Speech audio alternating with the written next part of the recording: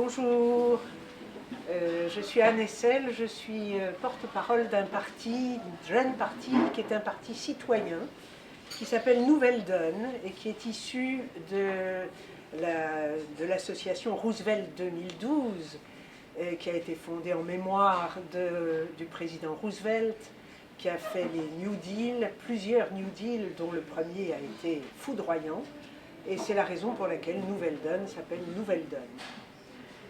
Dans ce parti, nous avons comme objectif de dire l'urgence. Alors l'urgence, en ce moment, elle se manifeste sous forme de plusieurs crises. Une crise sociale d'abord, dont vous avez tous, qu'on peut palper tous dans la rue et dans tout notre travail, avec le chômage, la précarité, la pauvreté galopante. Voilà. Ensuite, la crise financière, qui est là avec la spéculation, qui s'aggrave avec le Brexit, avec l'élection de Trump, avec la situation de la Chine. Même le FMI prévoit une crise encore plus grave que la crise précédente. Et enfin, une crise environnementale qu'on ne peut plus refuser ou reculer, avec les sécheresses, les inondations, le réchauffement climatique. Toutes ces crises nous nécessite de dire cette urgence. Alors, une fois qu'elle est dite, il s'agit maintenant de reprendre la main. Reprendre la main, ça doit se faire malgré qu'aucun candidat ne présente à l'heure actuelle un diagnostic à la fois juste et complet de la situation. La plupart d'entre eux pensent encore à une reprise de la croissance, et il n'y a aucune chance que le vainqueur des élections résolve des problèmes si les vraies questions ne sont pas posées. Alors Nouvelle Donne a choisi d'être un parti politique. Un parti politique, ça veut dire qu'il est présent dans les élections pour développer un programme. Un programme, c'est donner des propositions, faire des propositions à partir d'un diagnostic. C'est ce que nous nous efforçons de faire. Dans la Ve République, par ailleurs, il faut investir un bonhomme ou une bonne femme, une personne, pour aller aux élections présidentielles. Eh bien, à Nouvelle Donne, nous avons fait des élections internes et nous avons désigné Pierre Larouturou pour aller porter notre programme dans le débat présidentiel. Lui, il est constant dans ses propositions depuis de nombreuses années et il a pris des engagements et des engagements fermes qu'il va tenir. Nous avons bien sûr toujours été pour l'union de toutes les forces, de gauche, de progrès, et nous le serons, mais avec la force de nos propositions. Benoît Hamon a entrouvert l'horizon avec des propositions encore trop partielles, et nous devons poursuivre, nous devons affirmer la cohérence de notre projet pour reconstruire l'espoir. Voilà pourquoi nous confirmons la candidature de Pierre Larouturou à l'élection présidentielle aujourd'hui. Merci Anne. Je suis le Pierre Larouturou dont il parle depuis 2 minutes. Non-assistance à personne en danger.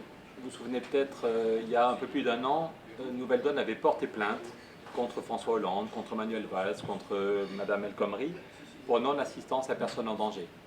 En disant chaque année, le chômage fait plus de 10 000 morts. C'est l'INSERM qui dit que chaque année, il y a plus de 10 000 personnes qui meurent à cause du chômage.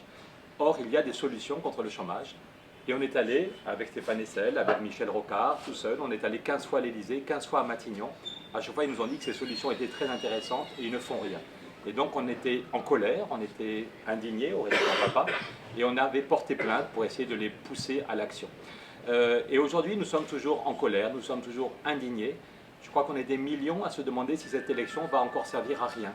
Encore une élection, on va voter pour le moins pire. Hier, quelqu'un me disait que celui qui se dégage dans les sondages, on n'a jamais vu une élection aussi floue. C'était aussi l'éditorial du journal Le Monde d'hier, une élection invertébrée où tout, y compris le pire, peut arriver tellement les candidats sont dans l'image, dans le flou.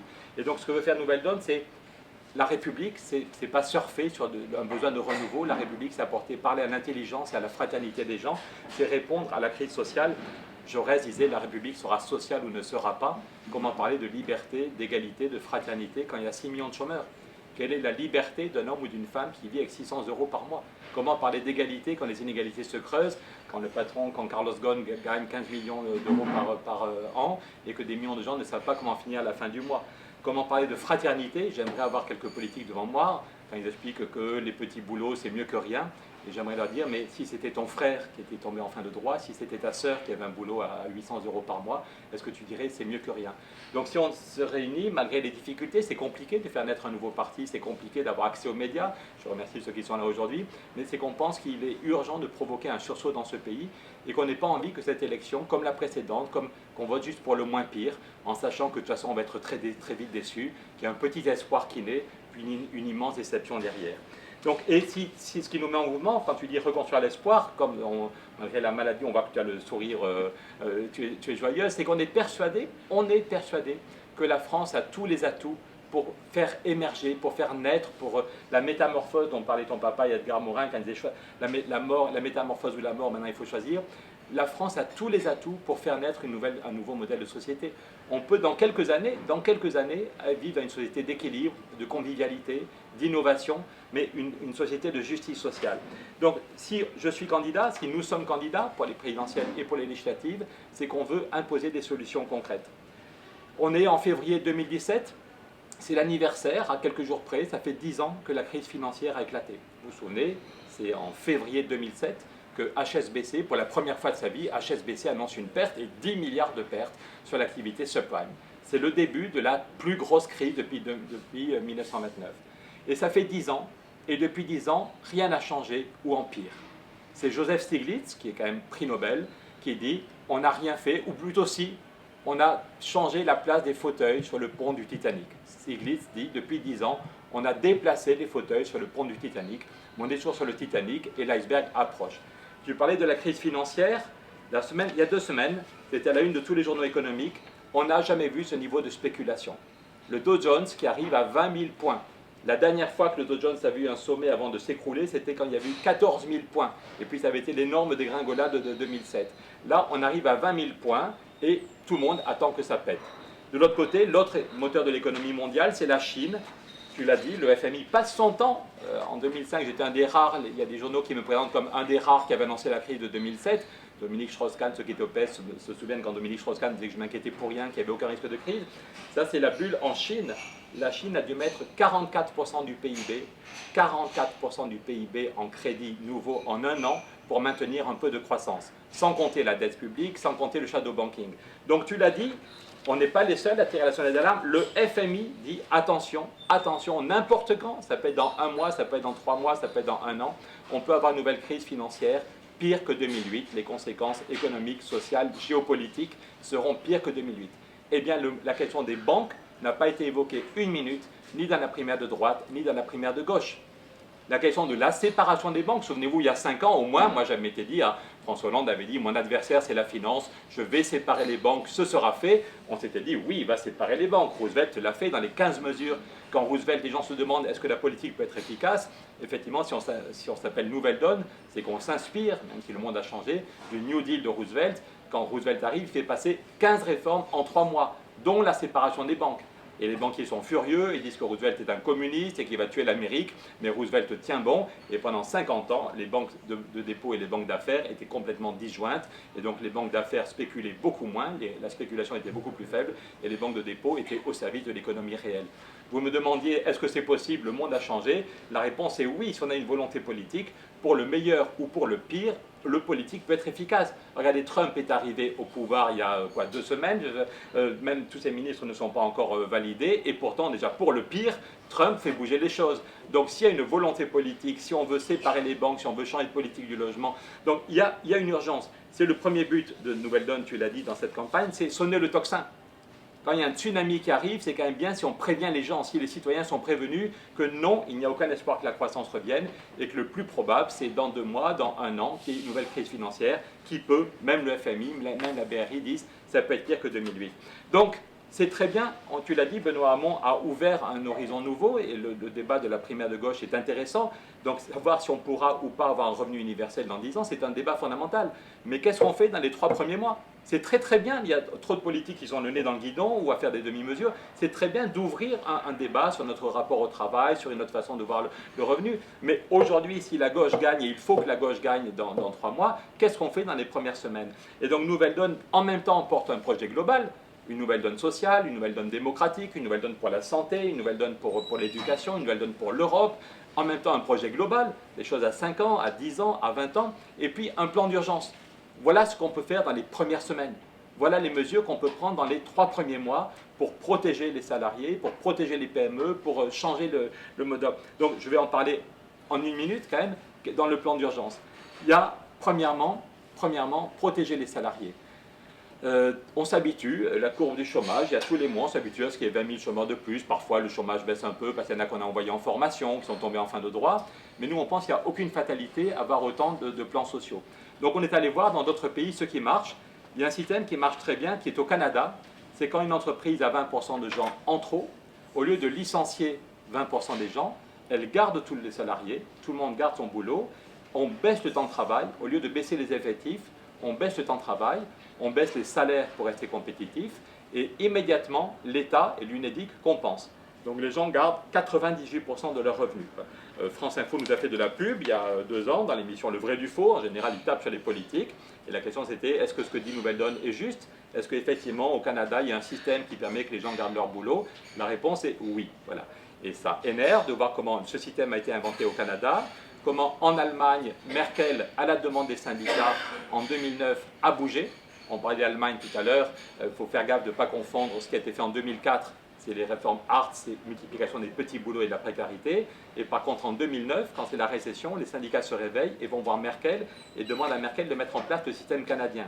Et Merkel accepte de bouger.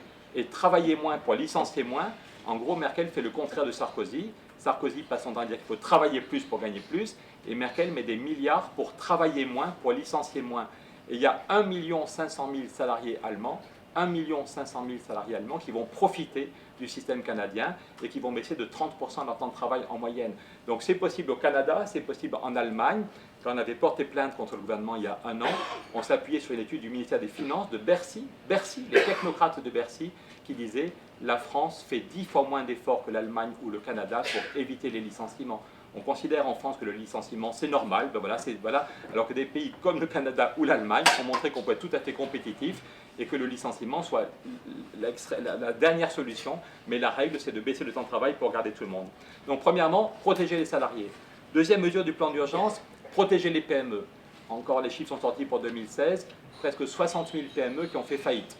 Et tout le monde s'en fout, et on verse des larmes de crocodile sur le fait « Ah, c'est dommage, il y a 60 000 PME qui sont mortes ». Nouvelle Donne propose des solutions très concrètes. Par exemple, l'idée d'un bouclier. Une des premières causes de la mortalité des PME, c'est le fait qu'il y a des grands clients qui les ont fait travailler et qui ne payent pas les factures. En disant, après tout, si la PME, elle n'osera jamais me faire un procès, je suis son principal client, elle n'a pas d'avocat, donc on va laisser ça pourrir, et si dans quelques mois elle est morte, ça me fait ça de moins à payer. Dans le journal Les Échos, il y a quelques semaines, il disait que c'était 14 milliards qui manquaient chaque année pour les PME, c'est colossal, 14 milliards à cause de ces retards de paiement.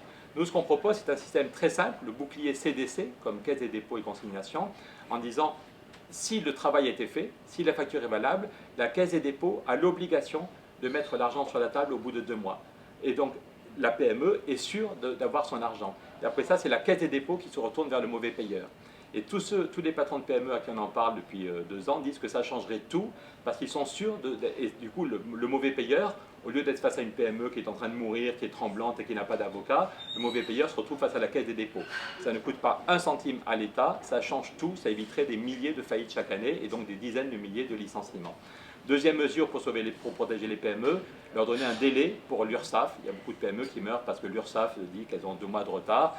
On a donné 40 milliards aux entreprises sans aucune contrepartie. On peut laisser un peu de mou sur l'URSSAF. Donc protéger les salariés avec le système canadien, protéger les PME avec le bouclier qu'a inventé Nouvelle Donne. Troisième mesure, c'est séparer les banques de dépôt et les banques d'affaires. Pour s'il y a un tsunami sur les marchés financiers, pour qu'on ne se le prenne pas en direct dans l'économie réelle. Encore une fois, c'était une promesse du candidat Hollande et ça a marché pendant 50 ans. Quand j'étais petit, moi, il y avait d'un côté BNP et de l'autre côté Paribas. Et Paribas avait le droit de spéculer sur les marchés financiers, mais avec l'argent des actionnaires, qui rendait très prudent. Et par contre, BNP ne pouvait pas spéculer avec l'argent de monsieur et madame tout le monde. BNP ne pouvait pas aller sur les marchés financiers et se tourner vers les PME du coin, vers les collectivités du coin pour financer l'économie réelle.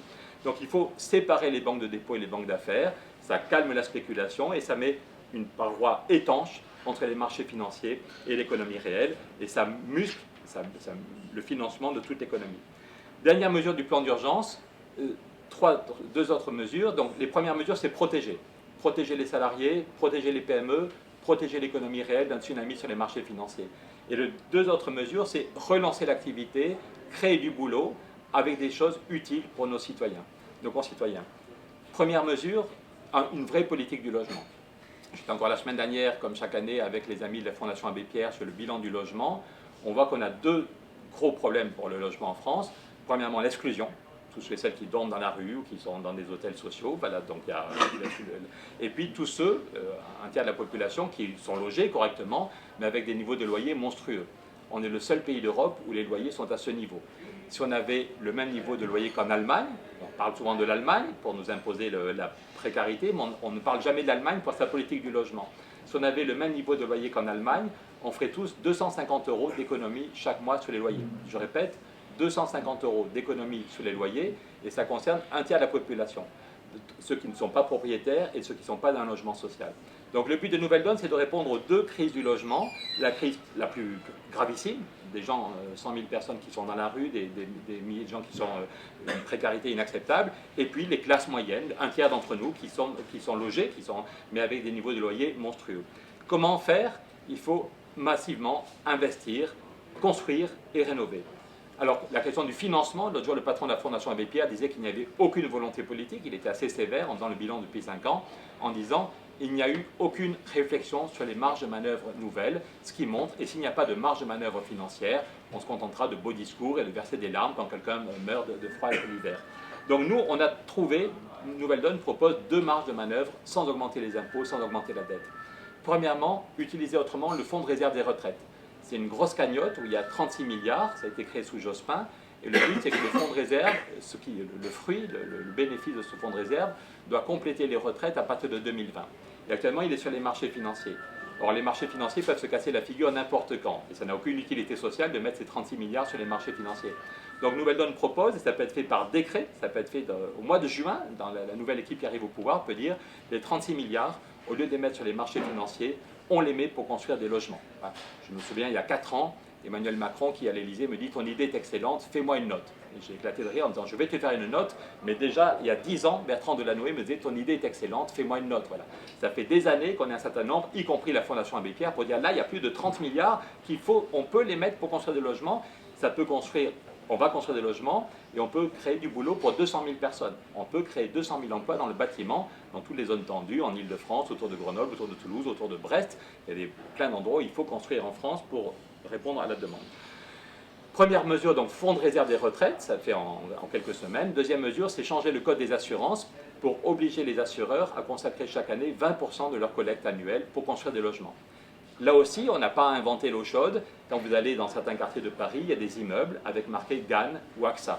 Parce qu'il y a 30 ans, avant le tournant de dérégulation, on considérait que par mesure de sécurité, pour ne pas mettre tous ses œufs dans le même panier, les assureurs étaient obligés de mettre 20% de leur collecte pour construire.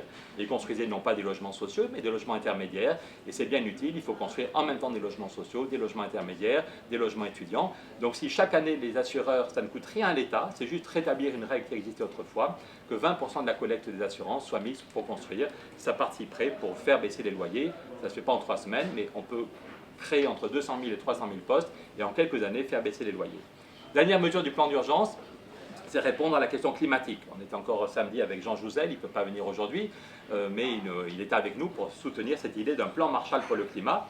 On a aussi avec nous Philippe Maystadt, qui est l'ancien ministre des Finances de la Belgique, ancien président de la Banque européenne d'investissement, donc un très gros calibre.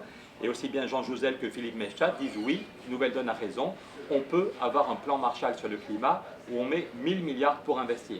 Le slogan des 1000 milliards a été repris par d'autres candidats. Et très bien, ça montre, c'est effectivement, si on veut éviter une catastrophe climatique et si on veut créer massivement des emplois, c'est bien l'ordre de grandeur. Mais d'où viennent ces 1000 milliards? L'autre jour, Benoît Hamon disait à Pujadas, je lui disais, mais alors vous allez augmenter la dette. Et Benoît répondait, oui, mais la dette écologique, c'est plus grave que la dette financière. Ce qui donne l'impression qu'on ne peut pas être en même temps punchy sur la question climatique et sérieux en matière économique. Nous, ce qu'on dit, c'est que les 1000 milliards, on sait où on les trouve. Parce que la Banque Centrale Européenne, on n'en parle quasiment pas, mais la Banque Centrale, M. Mario Draghi, a décidé de créer 1000 milliards. C'est quand même incroyable de voir comment on en parle très très peu. Dans tous nos pays, on explique qu'il n'y a pas d'argent. François Fillon nous dit qu'il faut couper 100 milliards. Le gouvernement socialiste a demandé 3 milliards d'économies aux collectivités, 3 milliards d'économies à la Sécu. Il n'y a pas d'argent. Mais Mario Draghi, ce n'est pas une vue de l'esprit, va créer 1000 milliards en disant qu'il les met à disposition des banques gratuitement à 0,01%.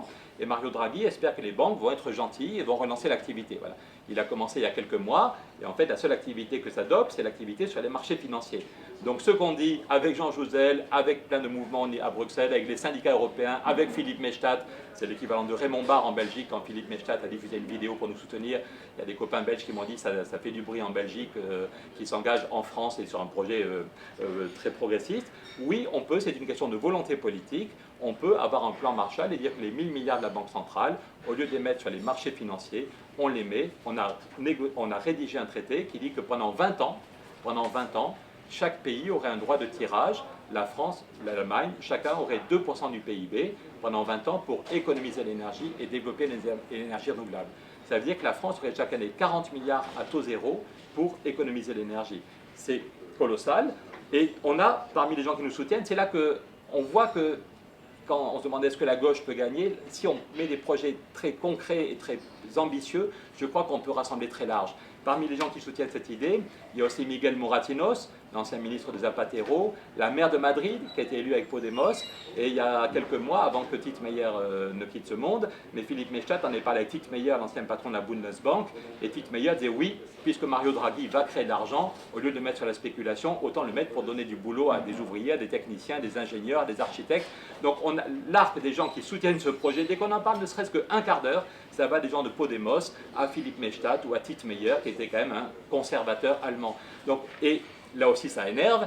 On en a parlé à François Hollande en direct il y a 18 mois, en direct François Hollande nous avait reçus, on lui a donné le papier qu'on avait fait avec Jean Jouzel, on avait dit à Hollande que c'était à lui, que c'était à la France de mettre cette idée d'un plan Marshall sur la table des négociations au niveau européen, et François Hollande me répond non Pierre, mon action est très souterraine, c'est à vous de faire ce travail. Voilà. Donc c'est quand même, on se demande pourquoi les citoyens ne croient plus en l'Europe, mais quand le président français, alors qu'on lui arrive avec clé en main le projet rédigé, avec des soutiens qui vont de Podemos à Tite Meyer, quand il explique qu'il n'en parlera pas dans le sommet européen et que c'est à nous de le faire, voilà, c'est pour ça qu'on dit qu'il y a besoin de nouvelles têtes en politique.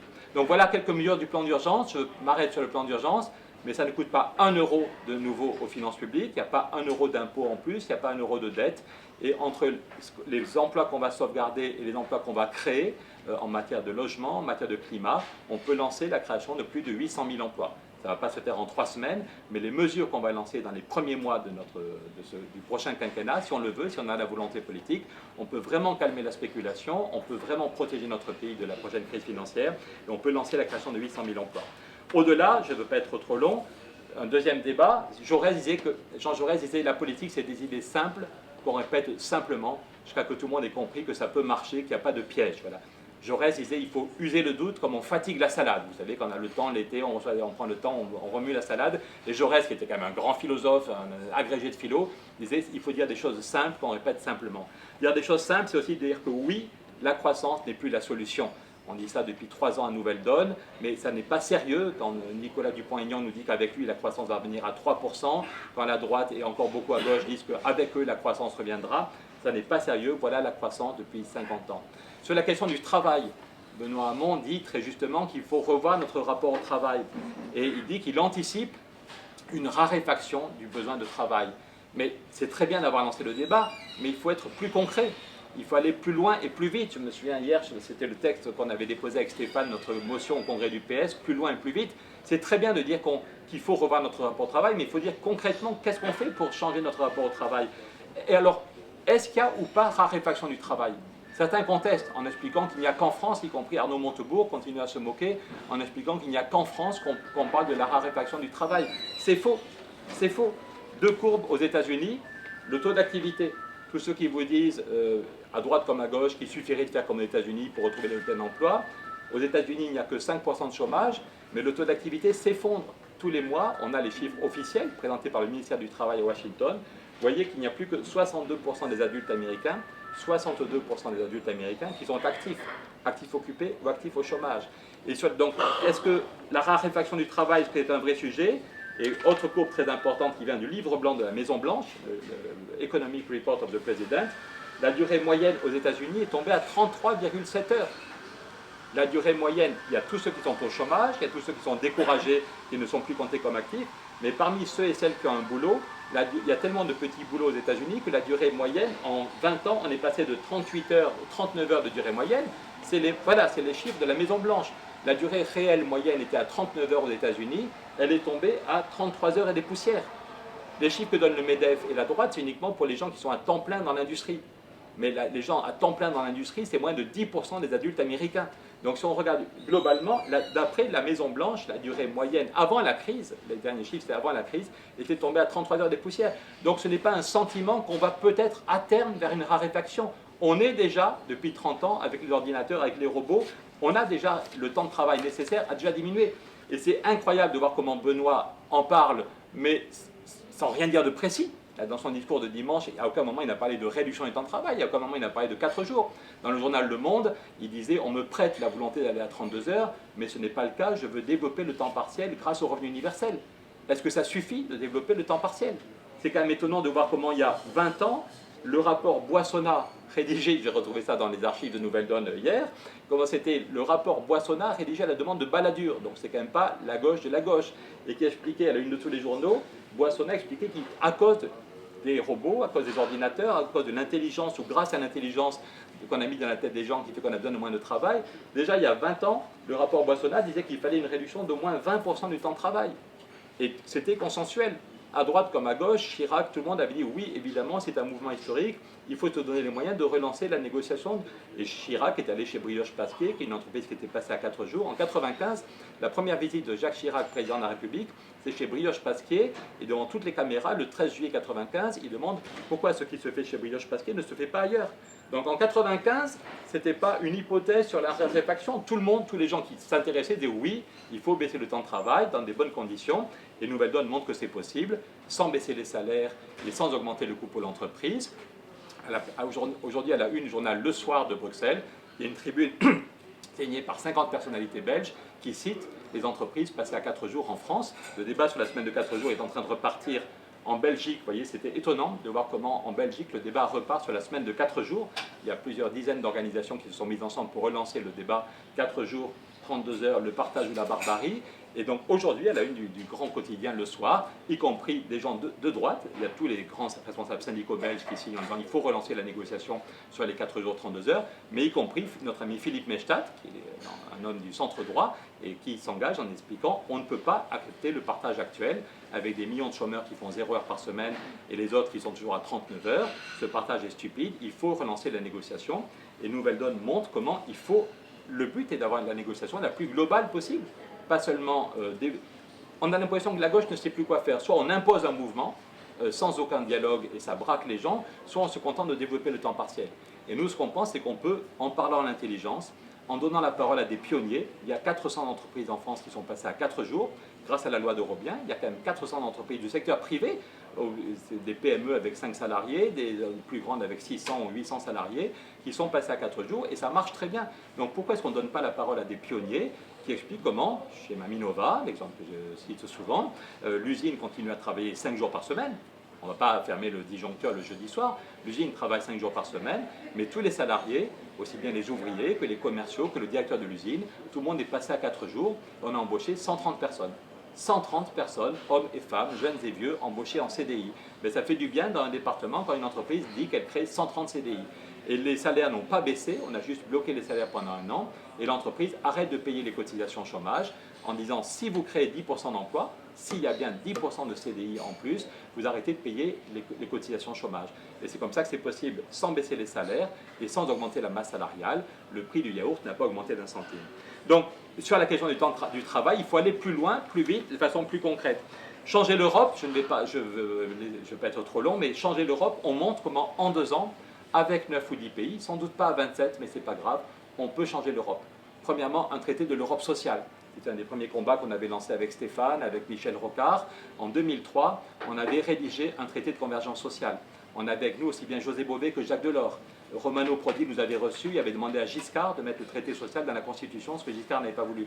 Mais il est urgent, là aussi, personne n'en a parlé dans la primaire socialiste, je ne vous parle même pas de la droite qui accepte la dérégulation, mais l'idée d'une Europe sociale, on parle de l'Europe de la défense, sans doute il faut aller même encore plus loin, plus vite, mais l'Europe sociale, cette idée n'apparaît plus. Or, si on veut éviter que l'Europe se disloque, si on veut éviter que les peuples disent non à l'Europe, c'était le cas en Angleterre, ça va peut-être être le cas bientôt aux Pays-Bas, il est fondamental, la première chose à faire au niveau européen, c'est de négocier un traité de convergence sociale.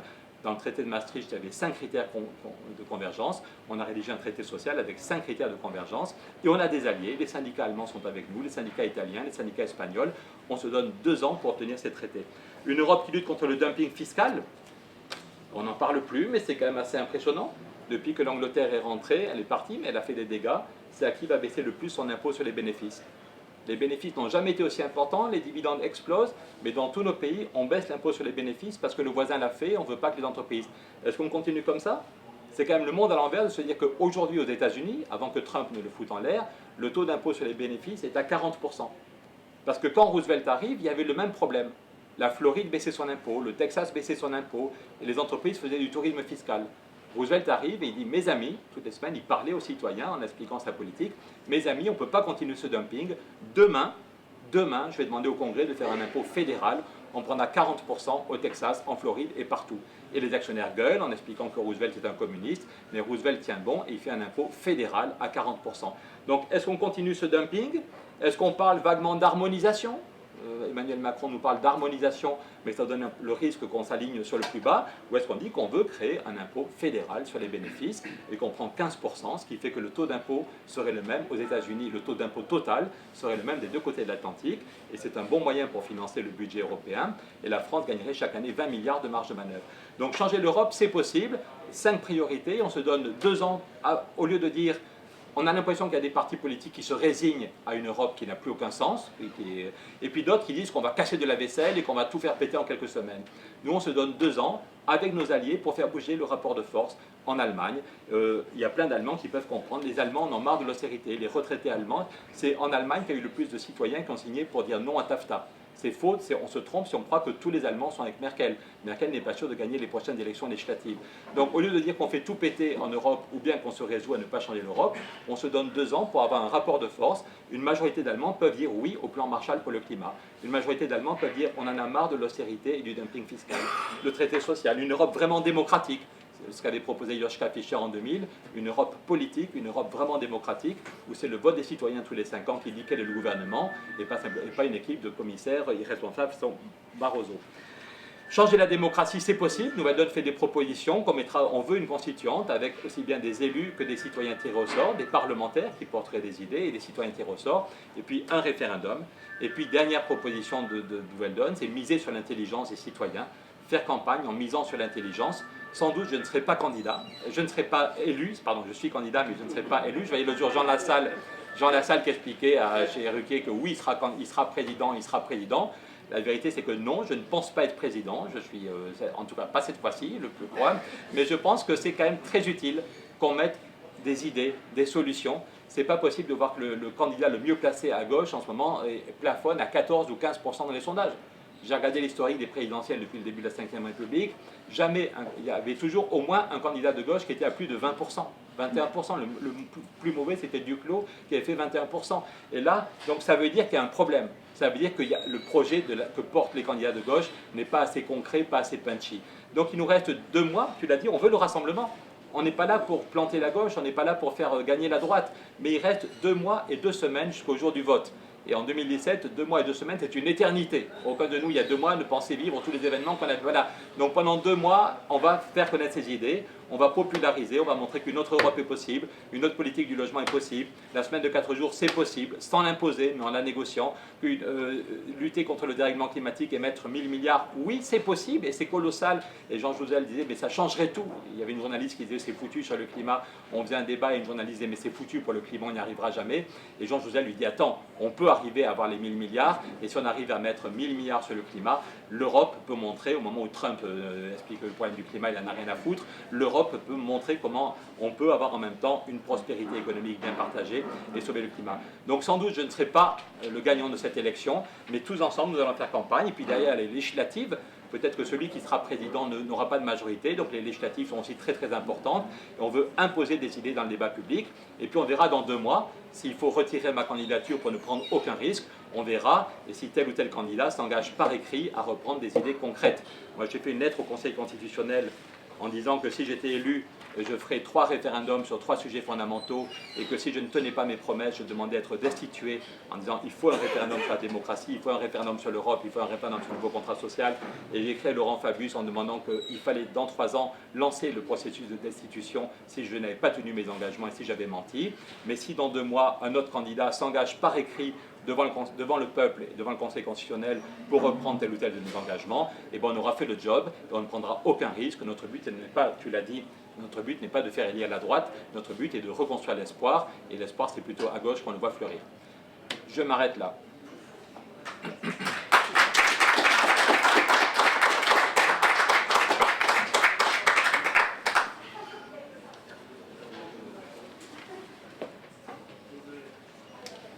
Vous avez commencé à parler à Benoît Hamon, à Mélenchon, justement, parce que vous parlez de rassemblement. Non, on n'a pas commencé, on les connaît bien, on était ensemble au PS, j'étais à Europe Écologie. Aujourd'hui, on pense que la priorité, c'est d'abord de mettre un projet beaucoup plus ambitieux. Le rassemblement, là, d'ici quelques jours, on va nous annoncer le rassemblement entre Yannick Jadot et Benoît Hamon. Et honnêtement, si c'est juste pour dire la sortie du nucléaire et la proportionnelle, ça ne suffit pas. Voilà. Si c'est juste pour... Au revoir. Vous voulez un peu de... Vous prenez les documents? Vous avez le plan d'urgence, si ça vous intéresse, c'est la version longue. Super. Et vous avez voilà, le programme. Donc si c'est juste pour faire du rafistolage, si c'est la 8e version de la gauche plurielle, je crois que ça ne créera aucune dynamique. Voilà. C'est que certains veulent garder leur poste de député, ça ne nous paraît pas choquant, mais ça ne suffit pas pour faire un projet. Voilà. Si on a créé une nouvelle donne, c'est qu'on ne se retrouvait pas dans la gauche plurielle avec tous ces accommodements et un projet passé. Donc notre objectif, mais par contre, on dit bien qu'on est ouvert, que notre objectif, c'est le rassemblement.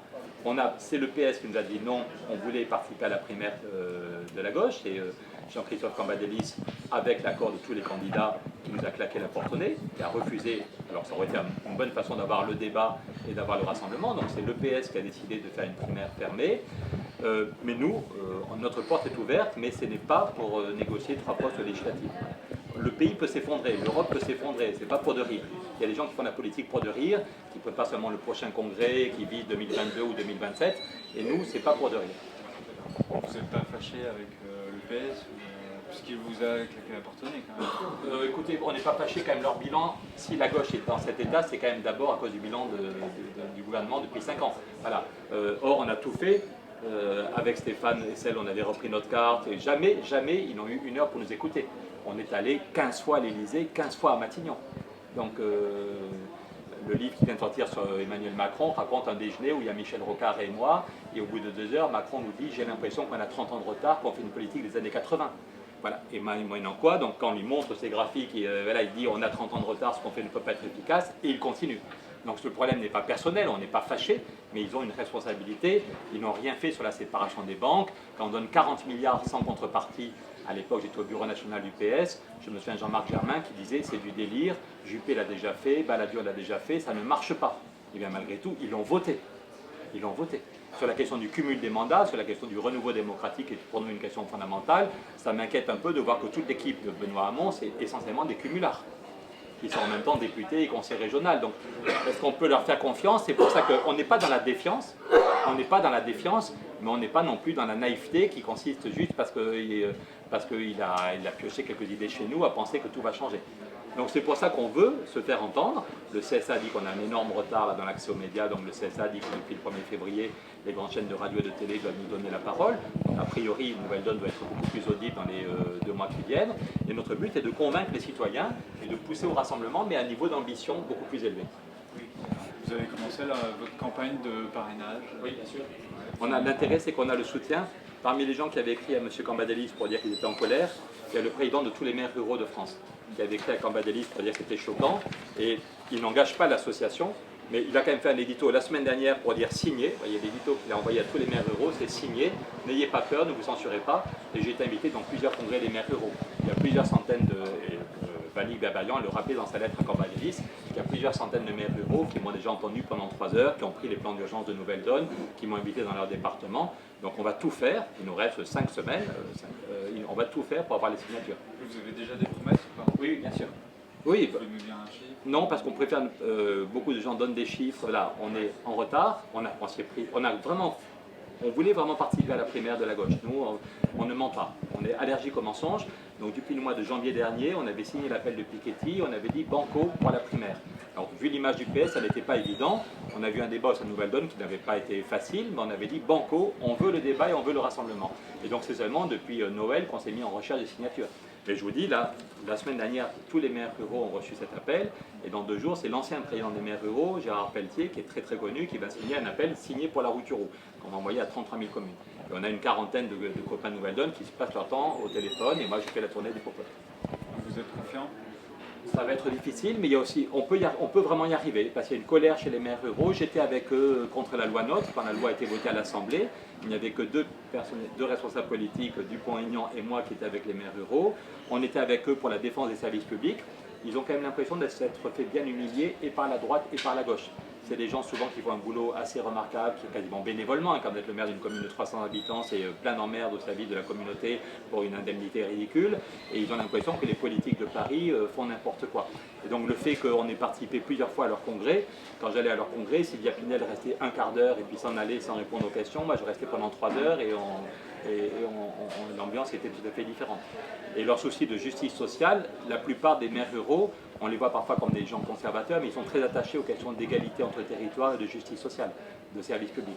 Donc on va tout faire pour, je n'ai aucune envie de mentir, donc on va tout faire pour. Si c'était demain, on n'y arriverait pas, mais on a 5 semaines. Et puis il y a des candidats qui vont renoncer. Il y a 250 maires, c'est ce qu'il lui faisait ce matin, que Jadot en avait 400, c'est peut-être un tout petit peu embelli. Mais en tout cas, quand Yannick Jadot va annoncer qu'il retire sa candidature, il y a des gens qui seront disponibles et qui seront intéressés par ce qu'on dit sur le climat, ou ce qu'on dit sur l'agriculture, ou ce qu'on dit sur le logement. Donc, vous avez dit que peut-être vous êtes candidat, mais vous ne serez peut-être sûrement pas président. Peut-être vous rallierez à un parti. Dans quelles conditions? C'est pas qu'on se ralliera, c'est qu'aujourd'hui, la gauche ne peut pas gagner si on a un projet qui reste aussi flou. Voilà. C'est pas possible quand il y a 6 millions de chômeurs. La question du chômage n'a quasiment pas été évoquée. Encore une fois, c'est très bien d'avoir ouvert un débat un peu philosophique sur notre rapport au travail. Voilà. C'est très bien. Mais on ne peut pas juste dire nous devons ouvrir le débat sur le rapport au travail. Il y a tous les jours des gens qui se flinguent parce qu'ils n'arrivent plus à vivre, ils sont en fin de droit, ils se font expulser de leur logement. Donc dire. Et puis ceux qui travaillent trop. Et ceux qui travaillent trop et les problèmes de burn-out. Donc dire on va voir, je veux lancer un débat sur une évolution du rapport au travail, c'est mieux que d'avoir un débat sur le Burkini, c'est quand même mieux que d'avoir tout le débat qui tourne sur le Burkini ou sur le retard de compétitivité par rapport à l'Allemagne. Donc c'est quand même, on se rapproche des vrais sujets, mais quand même on est très très en deçà. Je redis, c'est quand même étonnant de voir comment il y a 20 ans, tout le monde était d'accord pour dire oui, il faut aller vers la semaine de 4 jours avec un financement intelligent, et qu'on en est simplement à se demander si on va développer le temps partiel. Excusez-moi, mais dire quand dans Libération, Benoît Hamon dit qu'il veut permettre à des femmes qui élèvent seules leurs enfants de passer à temps partiel et que le revenu universel va aider au temps partiel, le revenu universel c'est peut-être dans 10 ans. Dans le débat face à Manuel Valls, il a dit si on y arrive c'est dans 10 ans. Donc c'est un débat fondamental que Nouvelle-Donne porte aussi. Mais on ne peut pas attendre dans 10 ans d'avoir un revenu universel peut-être, ça suppose que la gauche gagne le pouvoir et qu'on garde le pouvoir pendant 10 ans. Voilà. Or c'est pas avec le projet qui est aujourd'hui sur la table qu'on peut gagner le pouvoir. Donc, je l'ai encore vu la semaine dernière à Strasbourg, quand on est invité quelque part, les salles sont pleines, des gens très différents, il y en a qui viennent de chez Mélenchon, il y en a qui viennent de chez Bayrou, il y en a qui ne votent plus depuis longtemps, qui sont en colère contre les politiques, qui se disent qu'ils n'iront pas voter, ou tout ça. Et puis à la fin, monsieur Larouturou, merci, vous m'avez vraiment fait bouger la tête. Hein. Sur la question du temps de travail, j'étais complètement hostile il y a 3 heures, maintenant j'ai compris pourquoi c'est important. Sur l'Europe, vous m'avez montré comment on peut, ce que dit Nouvelle-Donne, c'est oui, en 2 ans c'est crédible. Avoir des nouveaux traités dans 2 ans, et sinon on dit qu'on fera la politique de la chaise vide, que si on n'a pas obtenu des nouveaux traités, la France fera la politique de la chaise vide comme De Gaulle ou ne payera pas. Donc je crois que c'est Nouvelle-Donne n'a pas réponse à tout, on est un jeune parti, on a quand même beaucoup travaillé depuis 1 an pour améliorer notre projet, je ne sais pas si vous l'avez eu, au total la version longue c'est 600 pages, donc déjà au moment des européennes on avait rassemblé plus de 500 000 personnes, je pense qu'avec ce projet on peut rassembler encore plus largement. On ne prétend pas avoir réponse à tout, mais on veut monter le niveau d'ambition. Je vois plein de gens autour de moi, plein de gens, où j'entends dans les cafés, des gens qui disent qu'ils ne savent pas pour qui voter. Voilà, le taux d'abstention va être encore monstrueux. C'est aussi pour ça que beaucoup de vos collègues journalistes disent que l'élection est illisible, parce que plein de gens voilà, on ne sait pas, on va de l'un à l'autre. Ça peut très mal finir. Voilà. L'élection de Trump montre que quand un peuple se sent... Le capitalisme provoque des dégâts quand même terribles. Il y a plein de gens qui souffrent au travail, qui souffrent de ne pas avoir de travail, qui se sentent humiliés, qui ne se sentent pas respectés dans leur dignité, et qui à un moment peuvent voter pour le pire. Donc ce qu'on voit aux États-Unis, on est quand même nombreux à trouver que c'est cauchemardesque, on voudrait être sûr que ça n'arrivera jamais en France. Et au niveau du financement de votre campagne, je sais que vous avez perdu quand même pas mal d'adhérents, il y a eu des problèmes un petit peu financiers. Les problèmes de turbulence au sein de Nouvelle Donne sont finis. C'est fini. Et on a ce qu'il faut pour lancer la campagne, pour rechercher les signatures. Et si on a bien les 500 signatures, on a l'État qui nous paye toute la partie imprimerie et 800 000 € de mémoire pour faire la campagne. Donc le problème du financement, de même qu'aux européennes, le problème de financement était encore plus grave au moment des européennes, puisqu'on avait 0 centime. Quand on a lancé les européennes, on avait 0 centime et 0 adhérents, et on a quand même réussi à faire 550 000 voix. Donc je rappelle quand même que Nouvelle Donne est un tout jeune parti, avec les fragilités d'un jeune qui n'a à peine 3 ans, mais on a quand même on a eu 3 élections de référence, comme dit le CSA, les européennes où on a fait un peu plus de 3% en métropole, 550 000 voix, 550 000. Les départementales l'année suivante, on n'est allé que dans 30 départements, mais le journal Le Monde a dit qu'on avait fait 7% en moyenne, 7%, et les dernières législatives partielles, quand Valérie Pécresse a laissé sa place dans les Yvelines, on a fait 4,9. Donc c'est quand même troublant en termes de démocratie de voir qu'un jeune, tout le monde dit qu'il y a besoin de renouveau, qu'on est dans une crise politique, et voilà. On est, je crois, la seule force politique qui a émergé depuis 3 ans. On fait entre 3% et 7%, donc c'est pas énorme, mais c'est quand même pas négligeable. Peut-être que savoir qui va être au deuxième tour va se jouer à moins de 3%. Et c'est quand même scandaleux de se dire qu'aujourd'hui, alors qu'on a déclaré ma candidature le 1er décembre, on a eu 0 seconde sur RTL, 0 seconde sur TF1, 0 seconde sur France 2. Voilà, il y a quand même un vrai problème de fonctionnement des médias. Ça va s'améliorer. J'espère. Et on a la plus importante agence de presse qui est ici, et donc nous espérons que les journalistes vont se dire ah ben oui, celui-là peut-être il faut qu'on l'invite. Non, c'est vraiment scandaleux, c'est totalement anormal. Et que par contre, Emmanuel Macron, je ne demande pas à voir la une de Paris Match avec la charmante épouse, mais voilà, il y a quand même un vrai problème. Hier, c'est un ami avocat qui me dit que ça pose un problème de voir comment Emmanuel Macron a un accès aux médias colossal, absolument colossal, alors qu'il n'a même pas un député, c'est un mouvement politique qui n'est jamais allé à aucune élection, il n'a aucun député qui est rattaché à En Marche à l'Assemblée. En principe, les 2 critères, mais ça me paraît très bien qu'on puisse faire émerger des nouvelles têtes, mais c'est vraiment choquant de voir comment tout le monde dit que depuis le 21 avril 2002, tout le monde dit qu'il y a un besoin de renouveau de l'offre politique et comment l'accès aux médias est archi-verrouillé. Ce qui est beaucoup plus gênant que la question du financement. Le financement aussi est verrouillé. Si on était en Espagne, avec le score qu'on a fait aux européennes, on aurait déjà 3 députés européens et des financements pérennes. En Allemagne, avec le score qu'on a fait, on aurait déjà 3 députés européens et des financements pérennes. Donc c'est vraiment en France que le système est le plus verrouillé. Mais le système d'accès au financement, mais aussi et surtout l'accès aux médias.